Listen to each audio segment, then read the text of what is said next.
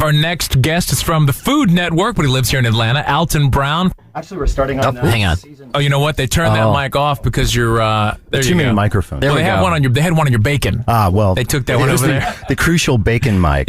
Bacon got its own mic. I mean, I know. What is your show all about for people who haven't seen it? You just sit there and cook? I mean, that's not your deal, right? No. We like to think of every Good Eats episode as a short film about food. Anything can happen, and usually does. For instance, we've got a show coming up. It's about tuna, and in the first 5 minutes, I have a heart attack, die, go to the afterlife, and have a conversation with God, who happens to be a 100-pound tuna. So this is not your average cooking show. It's a very entertaining show. Oh, and I almost get run over by a Porsche Boxster, all in like the first 5 minutes of the show. So it's action packed. What? How did you start? I mean, were you a chef at a restaurant or what? No, I used to direct television commercials. I was in the film business, and I was a cook just by hobby. And I got really fed up with food shows being pretty dull and not very informative, and just started getting an idea to do this show, but nobody, of course, would let me do it. So I quit my job, went to culinary school, worked in restaurants. You just gave up everything, from what I understand. We rolled the big dice, yeah. Mm-hmm. Really? Yeah, my wife and I did. Did yeah. your wife? I mean, that must have caused some stress at some point when you told your wife. What did you do? Actually, before it was her idea. I mean, she was a producer, a commercial producer. I was a director. And I complained. Yeah, just commercials. And I complained about this no good food shows for like years. And finally, one day, she turned to me and said, "Well, why don't you do something about it?" And I said, "Fine." And she said, "Well, guess what? Nobody's going to let you because you don't know enough.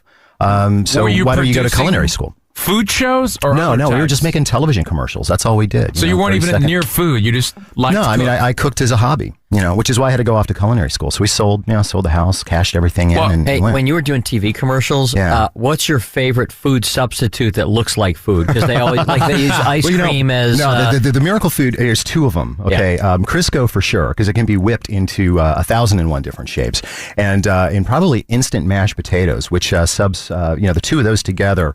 You can blow up the world practically. Like ice cream, isn't that what that's definitely ice cream? Yeah, I mean, anything that you see that's food on television isn't. I've never seen a guest more prepared. This guy came in here with a truckload of stuff he's been cooking for the last half hour. It's good. What did you whip up over there? What kind of eggs? So we had scrambled eggs and did those up on a double boiler French style, so they're nice and creamy like a custard. And I made got up at 5 and made biscuits. But hey, I do that every morning. And then there's home cured bacon that I smoked at home.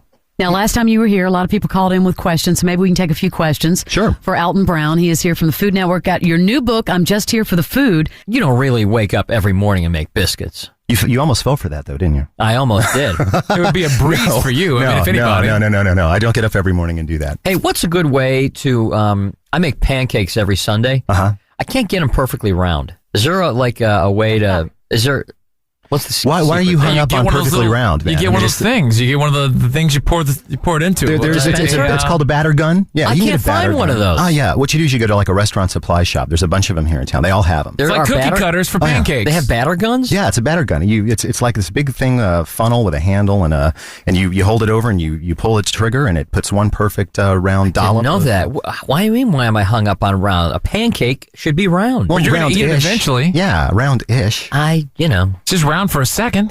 I like my pancakes round. I'm old school. You actually get up every Sunday and make pancakes? If I'm not playing golf early, yeah. Mm-hmm. Every morning, every Sunday. Not to put you on the spot, but do you have a favorite restaurant in Atlanta?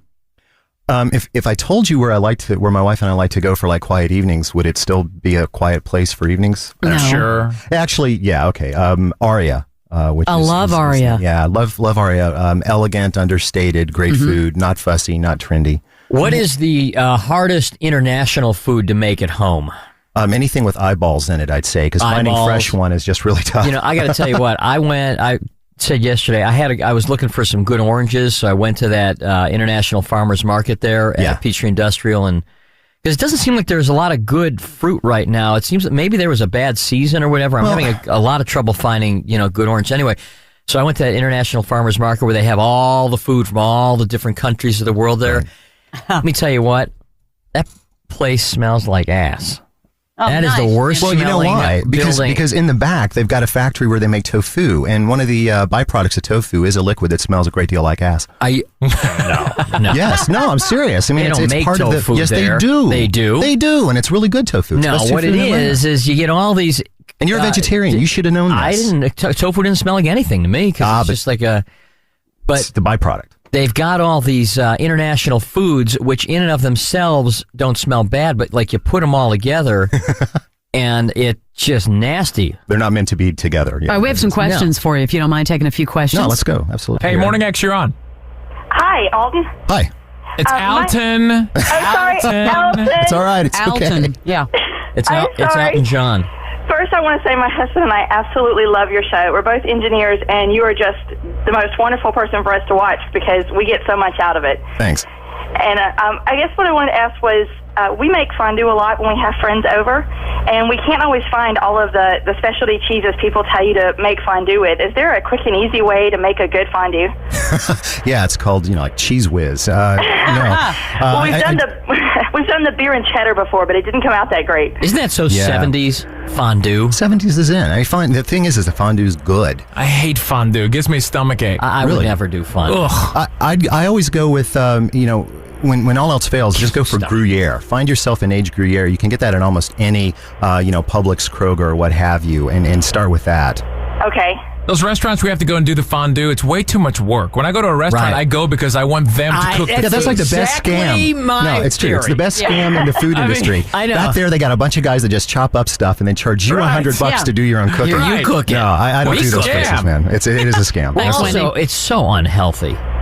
What, the cheese? All that. Well, it's deep not like fri- you go out for fondue every night. Well, you know. deep fried cheese. Okay. I don't know about that. All right, let's go Every to now and Jason. Hey, Jason, you're on with Alton.